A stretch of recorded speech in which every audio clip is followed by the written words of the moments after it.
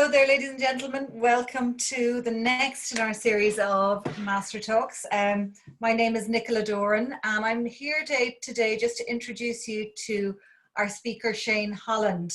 So Shane is going to talk to us today about how to manage a small craft business, looking at the questions that must be asked and what needs have to be done, particularly during and after a crisis or a recession, which, well, let's face it, at the moment, we're all thinking about that. So to give you a little bit of background, Shane is going to be 30 years in business next March, I believe. His background is, I suppose, he qualified as an industrial designer. He works as a product designer, doing everything from lighting and furniture through to now PPE and God knows what else. And he's won numerous, and he also makes awards, but has also won numerous awards and has sold here in Ireland and abroad. So he has a broad range of experience. So Shane is going to just run us through how he's found operating a business through the tough times, things to think about, and what we can improve, or how we can improve our businesses over the next while. So Shane, over to you. Okay, thanks Nicola, and thanks for that lovely intro. So you've kind of gone through the first bit, which was, what am I talking about? I wanted to talk today. Originally, when I spoke to Nicola, it was, we were going to talk about making PPE over the COVID kind of scenario. I'll just brush on that a small bit, but it's not the focus of today. I think the questions are kind of bigger for everybody out there, and I want to make this as broad for everybody to be able to digest some of the, the home truths or the things that we might need to think about in business over the next while. So, fortunately or unfortunately for me, I've been through, from the going to college in the 80s, setting up in the early 90s, the dot-com bubble, 9/11, you name it. I suppose I've been through 3 or 4 of them at this stage, and obviously the biggest one being 2008. It's not all about recessions and everything, and we're not officially in one yet, but seemingly as far as The Economist is concerned, I do read it sometimes. It says, coming down the tracks, it could be certainly the biggest recession since World War II and the 4th biggest in the last century. So that's kind of pretty sobering kind of thought for everybody, and, hopefully fingers crossed. So when Nicola says 30 years in business, it's 29 and a half years doing this thing, and hopefully, we might get through it. So I just want to share some of my knowledge. The points to evaluate your strengths and weaknesses is a big thing, and to show examples of initiatives that you can do. I want to show you some of the artworks as well that come through. So like normally, I don't know if people can see these here now, the slides, but normally we should be making lighting, we should be making sculptures, furniture, awards, all that kind of stuff. That is kind of our normal bread and butter kind of activity. We have a studio in Duleek. The business has kind of evolved over many years, and I started making things in the early 90s, and it's kind of led on to different projects. During the COVID situation, early on when I was actually in lockdown for a couple of weeks, and then I was thinking, okay, what can you do? We said, okay, I'll just start to design a visor, and that visor, you can see my daughter modeled it, and she has done that. Nicola, can you see the shared screen there? You can, yeah? Okay. So you can see there that my daughter was modeling the kind of visor which was used in different care homes. Some of them went into Beaumont, some of them were tested. We engaged with the HSE and lots of things, and then more recently we did this stencil which would mark out the ground for premises that were beginning to get back into business, like we have in the last week and a half. Just on the 8th of June, we got back in to full kind of 80% capacity with our staff. I've also been working on kind of artworks while the laser machine was working. Then we were, I was kind of had time to myself. I was able to do things without the phone ringing, and some of the COVID art pieces I can show you here. It was about the whole reorganization and turning a new leaf and finding all these things when you're digging the whole place apart and, you know, finding components. So I kind of color coordinated different components and then made these kind of COVID artworks, you know, brown ones, orange ones, green ones, blue ones, and black ones. So there's the kind of back and black, there's the blue man, there's the green ones. So it's kind of just it's kind of a playful thing. It's a bit of art therapy. It's not necessarily a commercial thing, but it might be a commercial thing if we can, you know, if we're fortunate enough to get a gallery space to, you know, to take them on. Or usually we go to Galway and we try to, you know, exhibit during the summer. So that was all kind of called off for the moment. So it's a difficult time for artists, and we have to acknowledge that people in the arts and in craft are having a really tough time. Shops are closed. A lot of stuff is really kind of very hard to get your head around. So here are some of the boiled down kind of questions that I wanted to share with you today. So I'm going to click on to slide number 6 here. We've only 10 slides, but this is the kind of meaty stuff now. So what are the options that are facing us during and after the lockdown?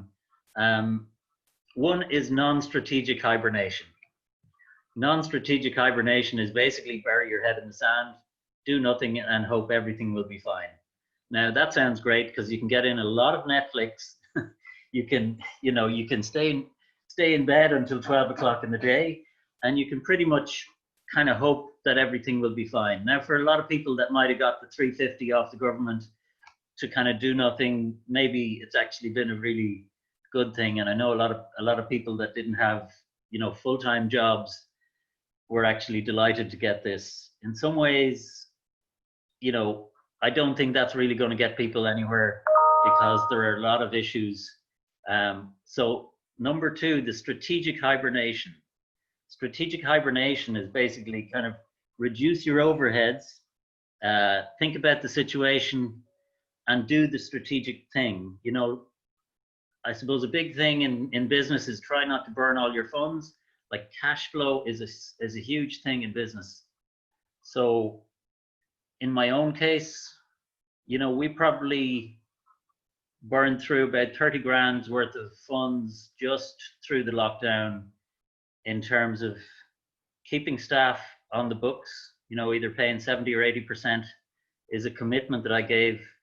And that, you know, that was painful, but we got some of it back from the government. The strategic hibernation is kind of saying, well, do you want your team to come back to work after this is over? Yes, was my answer. You try to keep that momentum of your team and whatever you've built up over the years. You try and remove any weaknesses. And if there are weaknesses, kind of shut them down. You can shut down your business and sit it out, but you're kind of thinking all along. You're thinking of, you know, what am I doing next? What things can I fix? Can I fix my internet? Can I fix my, you know, clear out the workshop, do all sorts of things, paint the floor? All of that stuff is kind of using your time, using the best time that you can. So number 3 is kind of similar to strategic hibernation, but strategic action is analyze your strengths and weaknesses of the business. So again, what are you doing right? What are you doing wrong? Try and measure those things. So you know, when you say, well, what are the strengths of your business? Are you doing too many different things? Are you doing too few little different things? Are you missing out on certain niches in the market? So, you know, even just to put it in perspective in terms of whilst this thing was on, I decided to get involved in, you know, helping out with the PPE. You know, I had equipment. I had a 40,000 euro laser, which could produce some of this stuff, but we did it not for profit. So it was kind of the thing where it's not exactly, it's helping the business to a certain extent. Sometimes these things change because you decide, okay, well, other people are getting involved and construction companies are getting involved. So do you make some profit? Do you just, you know, offer them for not-for-profit to medical people in the front line that you appreciate their effort? But ultimately, all of that is kind of about maybe possible strategic you know, new forms of income, but you try to measure, you know, your weaknesses and your strengths. The same thing is you try to find out and measure what are the worst and best scenarios that are on the table for you. So the, you know, the worst scenario is you run out of you run out of money and you go out of business. The worst scenarios are that, you know, government regulation will not let you start your business again. You know, if you're in retail, there's a lot of people have had real trouble because they don't know, you know, they haven't known whether they can get back in the game, whether they can have a suitable premises to do all of the you know, all of the regulations that have come up during this COVID thing. So it's kind of see, can you survive it? So I'm going to click on the next one here now. So the things you might need to do at the early stage of this problem, you know, I suppose the COVID situation, I sat you know, we have 5 people involved in the business. Myself, there's a bookkeeper who's down in Kerry, who is offsite all the time. There was, you know, one person who's kind of like in the office and helps on the marketing and admin side, and then 2 more people in the workshop. So we had to sit down, explain what could happen. I said, I'm going to continue to fund your wages until for the first 8 weeks, and then see where we go. And then after that, we might have to, you know, have another chat again. But if you have staff, ask them to understand the reality. Similarly, talk to your suppliers and your customers, and tell them if you have orders to be filled, you know, that you'll be trying to get back to them as soon as you're allowed to. So it was very important. It was very important for me to talk to people whose jobs got cut in the middle of the COVID thing and say, well, you know, we can't do it right now because it's, you know, it's not possible for us to do it. We were only able to do maybe the PPE manufacture was just during the lockdown where you couldn't be doing anything else and it wasn't fair. Whereas now we're just getting back to orders, but it was about bringing your customers along with you. You know, if you have suppliers, say, sorry lads, we can't do this now. As soon as we get back in, we're going to take it up. So that's what we're kind of doing now, is kind of trying to fulfill the orders that had been cut in half. Some of these people, particularly awards people, they don't know whether they're actually going to run the event. So you try to understand where they're coming from and say, well, okay, well, if it runs on to December, it might even be postponed till next year. Work with them, you know, make sure they understand where you're coming from, and you have to understand where they're coming from. And if you're going to take a hit on it, at least you know what's coming down the line. I think arming yourself with information is the next point that I would like to make, which is just keeping up to date with useful news and information. I know everybody's been looking at the news and going crazy, watching Donald Trump and watching everything that is, you know, going on. So when I say arm yourself with information, as in keep yourself to suitable information, you don't have to go crazy about things you've no control over. You know, so things that are important to your business, whether it is regulations and sort of phased reintroductions of when you can go back to work, what the safety protocols are, print them out, go through them, see if you can adhere to them. You know, I know everybody in the restaurant and pub industry is all in a bit of a maze because they don't know whether they're going to get back with 1 meter distance, 2 meter distance. You know, there's more things being unfurled, but you have to be armed with the information. And you know, I asked Sarah, who was in the workshop here, as you know, she printed out all the documents for me. It was a 40-page restarting document from the HSE that we had to read. Then we had to sit everybody down for almost 2 hours and go through all of that stuff and get them to fill in all the things saying, yes, do you have any symptoms, all of this kind of stuff. So this arming yourself with information is very important. I think we all know that it's a difficult thing. I was dealing with physiotherapists and different people who had to do, you know, one-on-one consultations. I know the hairdressers also had huge issues and are dealing with it. So it's costly. It's a costly thing. So when you say arm yourself with the information, that's also down to what you can actually do to move on. You know, there was a grant that was offered by our local county council. You know, Meath County Council. We applied to it for the opening fund, and that just came through there yesterday. So that was, I think, $3,000, and that was very useful to my business in terms of all of the, you know, I don't know if you can see any of the screens there. Like there's a screen here protecting Sarah from the computer. You know, there's screens on the other side of the room. There's all these, you know, the stencil thing was basically from marking out the workshop, and then all these sanitizer things and everything. So all of that stuff has to be done if you want to get back in. We have to log in every day. We have to sort of stay clear of each other. So fortunately, I have a reasonable sized workshop, and we can sort of steer clear of each other. And sometimes we're on a sort of a phased entry and exit. If you go to the toilet, it's one person at a time. You have to knock on the door and see if you can get in. So all of that sort of all of that stuff has to happen. So find alternative streams of income. You know, if one side of your business is going to fail potentially, then you have to find something that might fulfill that. Some people have started making screens, all sorts of other things that, you know, that are the new reality. But again, you know, can you do it? Can you find other streams of income? You know, if you're a potter and you're making pots, are there any other things? Is there garden stuff? People were going crazy for garden stuff. You know, are there other things you haven't thought about before? So that's kind of where I'm talking about alternative streams of income. Obviously, some people were making kind of lovely, you know, people in fabric were making lovely face masks and all that stuff. You know, it's a potential, but some of that stuff has moved on already, and, you know, and some of it is valid, but it's more finding out the parts that you didn't really have time to think about before this. So it was actually a blessing to have 3 months where things weren't moving too far. Tidy, clean, and improve. Try to fix all the things you never had time to fix.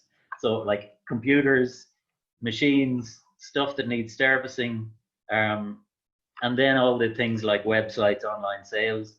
As Nicola will testify to, I didn't have any idea of how to use a Zoom thing, and I still don't know very much about what I'm doing on that. So this is all a learning curve for me as well. Because I'm doing this thing, another guy phoned me up there, you know, half an hour ago, said, will you be an expert for something else? So I think the thing about where this kind of potential, where this crisis kind of has led people to, is you have to keep going, and you have to keep networking, and you have to be able to talk to as many people as you can inside and outside of your own sector, find out what people are doing, find out how they're coping, be sociable. You know, you'll be remembered if you phone people up and say, how are you getting on? Are you, you know, what's going on in your business? Like, I'm constantly talking to guys in, you know, in timber yards, everywhere you go, you should be talking to people. I think they remember you. They'll treat you well if you're actually, you know, show an interest in them, show an interest in how their business is going. And subsequently, like recently, for example, yesterday, I was looking for something else, and then I went to the guys where we sometimes get the aviation scrap, which we can turn into furniture. And having a conversation about something else, the guy ends up showing me new stuff that just came in, and I ended up buying a whole load of aviation equipment yesterday, which I didn't really want, but it's a thing where those conversations have led to opportunities. Obviously, you can hardly give airplanes away at the moment, but that leads to an opportunity for me. So real conversations with people, showing an interest in them, keeping in touch with them, keeping in touch with your suppliers, keeping in touch with people in your enterprise boards and your crafts councils and your any business affiliated things and your book clubs, and everybody is an asset and a person that should be kind of appreciated, particularly if you have a bit more time. Also, if you do stuff in your local village and your local town, you know, that will be noticed. You know, it's not about if you're doing beach cleanups, or if you're, cleaning up the canal, or helping out with kids, or doing stuff that just helps your local community, that can be always remembered when it comes for those people who are consumers to come back to you. The whole shop local thing is it's a big message. Now, the volunteering for things, if you have time to do it, by all means do it. So um, this is page 3 of things you might need to do. So restructuring your business. This is a tricky thing. A lot of the time, I have always thought about, doing lots of different things. We do furniture, lights, sculptures, awards. There's all sorts of things that are going on. And sometimes you might say, oh, we're going to get out of furniture. There's no money in it. We can't make chairs. We can't make different things. If that is the case, you have to bite the bullet and act on it. If all of the figures are not working out, you have to be brave. If you have too many people or too few people, again, things have to be not ignored. So make sure, if you have to restructure your business, make sure it happens. Earlier on, the last recession, 2008 I put it to right to 2014. That was something like over 5 or 6 years for us, and we had some serious problems with having moved out to a new business park, bought a big building at the boom prices, and then the bank were on our case. We had to restructure everything with the bank. We had to take on serious negotiations to try and see through a very impenetrable fog. How did I see through the fog? I suppose one of my old classmates asked me to do a business course, which was called an Accelerate program. He was doing a kind of a tester on this Accelerate program, and it was a tester which asked you to just look at your business and look at your weak points and your how do you sell, how do you connect with your people. So that was really important for me. I think I graduated from that. It was a 6-month course, with people selling diesel generators, coffee people doing clothes. We were in with everybody, but it was a super thing for me to do, because I realized that the overheads were killing my business, and that unless we had a difficult negotiation with the bank, we would be closed in 6 months. That's what had to be done. And fortunately now we've kind of paid off all the vulture funds and everybody, and we're back to business. So, that was a really tough time for me in 2014. I think that was the worst one ever. Who knows what will come next year? I think the potential recession, which seems to be coming down the line, add that to Brexit. We thought 9 months ago that Brexit was the only show in town. That's still coming down the tracks.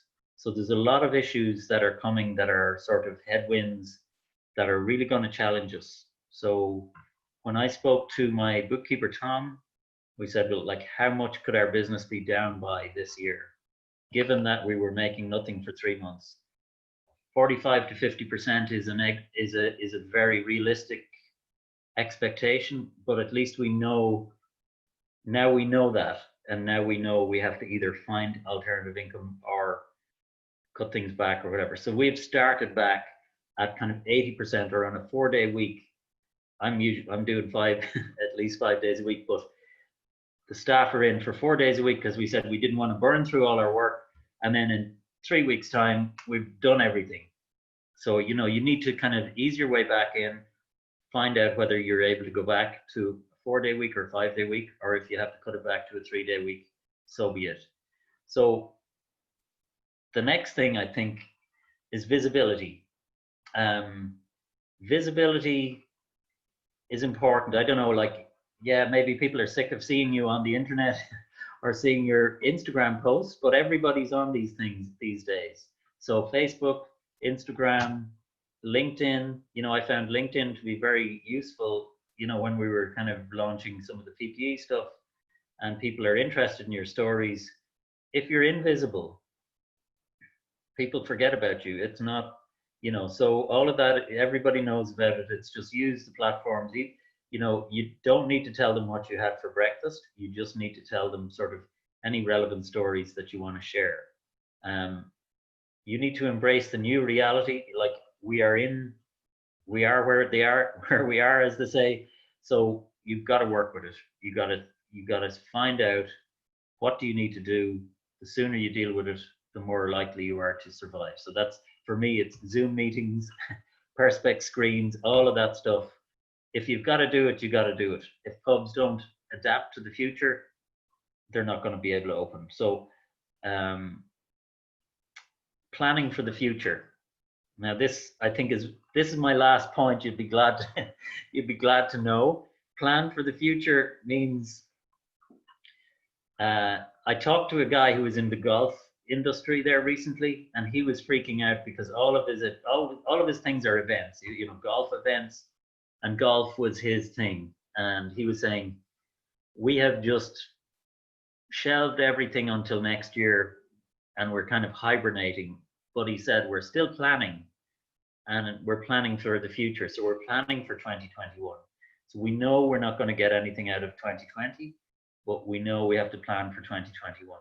So if you are hibernating, like hibernation is an option, it's just, you need to be planning for it. Now, earlier on in the year, I was given a mentor by my local enterprise board to, again, look at some of the issues. Believe it or not, we still had issues. Even after doing an accelerator course, I still had issues, and I'd never done a business plan, a proper business plan. So they gave me, I got a mentor, and she was very good. You know, she was a KPMG kind of accountant, but she was also a sheep farmer, and she was like super at cutting to the chase. And really,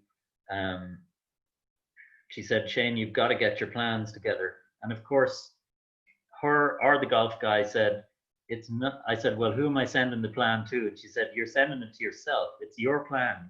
It's not anybody else's plan, but it's likely to change. So if you do a plan, it wouldn't have had COVID-19 in the plan, but it's the act of planning that actually helps you to figure out what you need to do in the future. So it's kind of an intuitive thing. And that's where I'm trying to get out of today, is just to say, well, even if you do a plan, it's likely to change, but the fact that you're thinking about all the questions, thinking about your strengths and weaknesses, thinking about how you're dealing with people, that is the important thing. So listen, that's the nuts and bolts of what I wanted to say today. I'm delighted to have been asked to do this thing. I'm happy to answer any questions, and obviously you can look us up on Instagram, Facebook, LinkedIn, all them things, even Pinterest, which we started doing recently. So there's all them projects and different things. And as you can see behind me, I'll just give you a quick demo of the some of the stuff. Well, I can show you I can show you some of the COVID castings and things. I don't know whether you want to see into the workshop or anything, but I think I might lose my link. So thank you. Shane, thank you so much for that. It's just been really, really interesting to get that insight. One of the things that struck me as you were talking, but it's always struck me when we've talked about your business, because you're always so straight and honest about the tough times as well as the good times, is the resilience that you have and the positivity, no matter how tough things get. And I have to say that's one element that, if you could clone it and give it to people, it would be great. But out of this today, I think one of the things that comes out clearly, that, you know, resilience is about facing the facts. It's looking at what you're actually dealing with, and it's planning for the realities, not for what you'd like the reality to be. So yeah. I think that was incredible, the way that you kind of pulled that out so clearly in your presentation. I mean, you and I have talked about many times you have to try to keep a business going, and I know you've done shows all over the world. You've gone from things like design fairs to doing art shows to doing everything in between. Yeah. How do you keep that positivity and resilience going, or is that natural in you? Well, you know, being a tough meat man in the first place is what, I don't know what it is. Like, I suppose I grew up with quite a strong work ethic. You know, my parents came up from the west of Ireland. To me, you know, they were teachers, but hard workers, you know, and we never got, you know, you were never given kind of time for putting your hands in your pockets, you know, hanging out. And I try to pass it on to my kids, and they're kind of, you know, a different generation going, God, where did you come out of? And even when I worked on a building site in London, you know, where they're telling us to, you know, to slow down and all this kind of stuff. But resilience is a big thing. Like, you know, you can't be a snowflake in this kind of stuff. You have to be able to bounce back. And I think if you haven't done failure, you know, it's going to be very hard for you to be successful.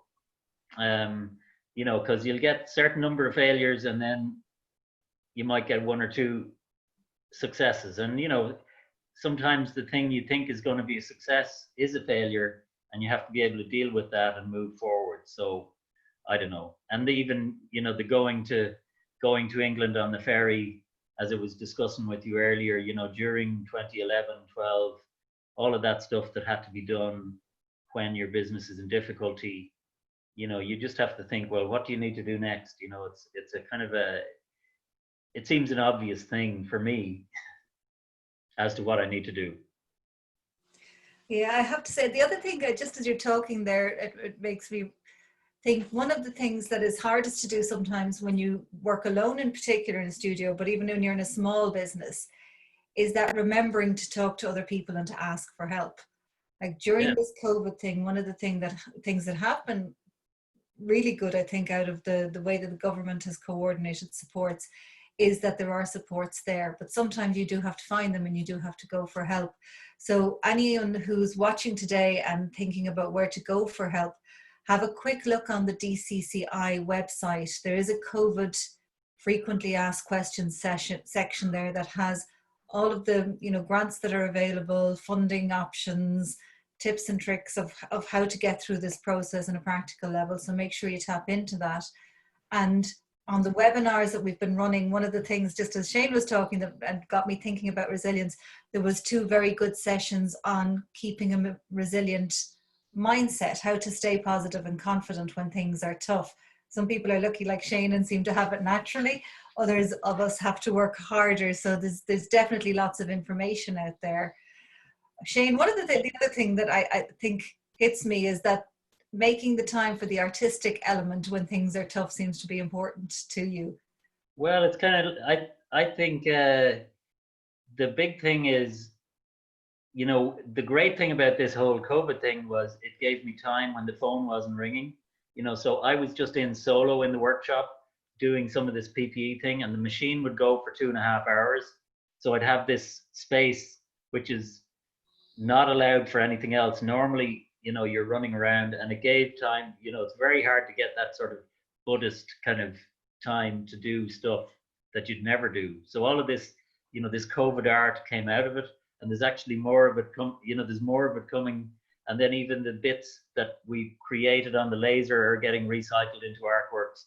So, you know, I've loads of stuff that came out of the artistic side during this thing, because it's the first time in years that you've actually had time to yourself to think about stuff. And it was always in the business on Saturday mornings or times where the business isn't running, that was the most creative time. So I'd say there's going to be an awful lot of artwork around the country that will be created out of this period.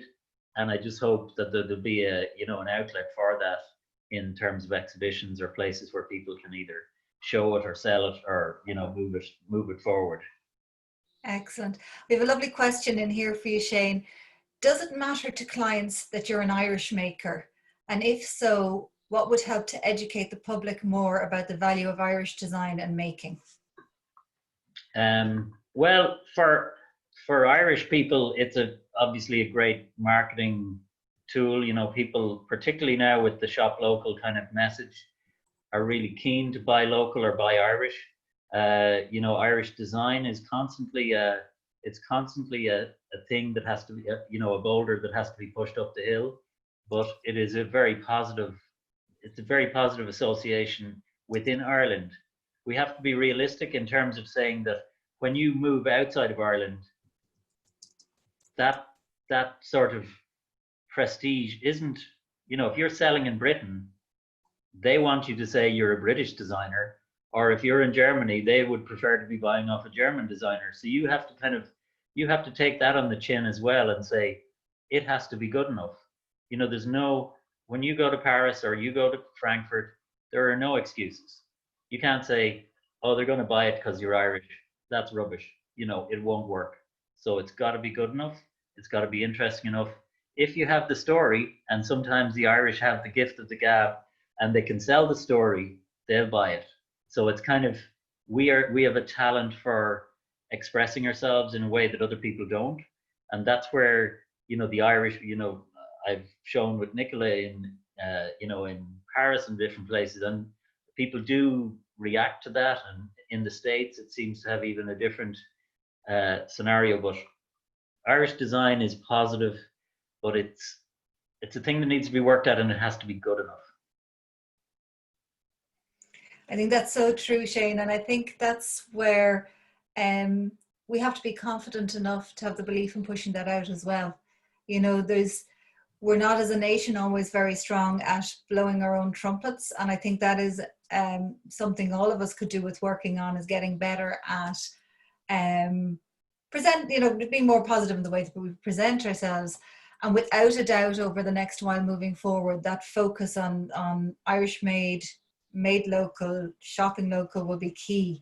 It'll be vital. And I think we'll all have a part to play in that, particularly Design and Crafts Council will be coming on board with something soon.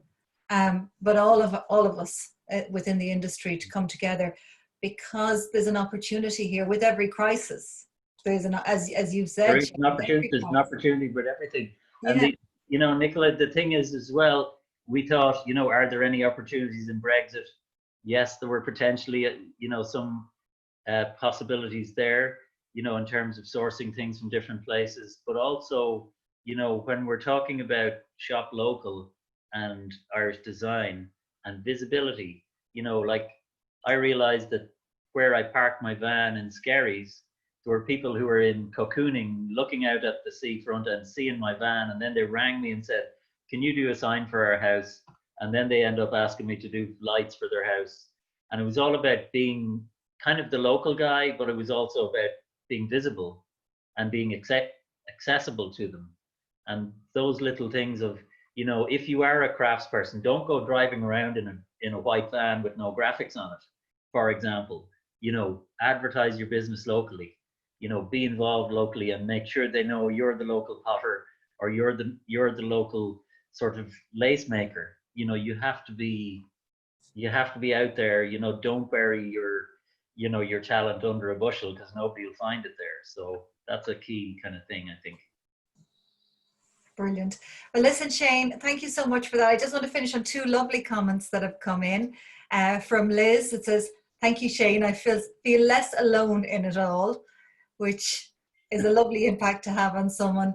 And also from Hilary, just said, this is terrific. So listen, thank you so much for your time, for being so open and honest, and for, I suppose, inspiring us. Okay. Bye-bye. Great stuff. Bye. Take care. Bye-bye. Okay.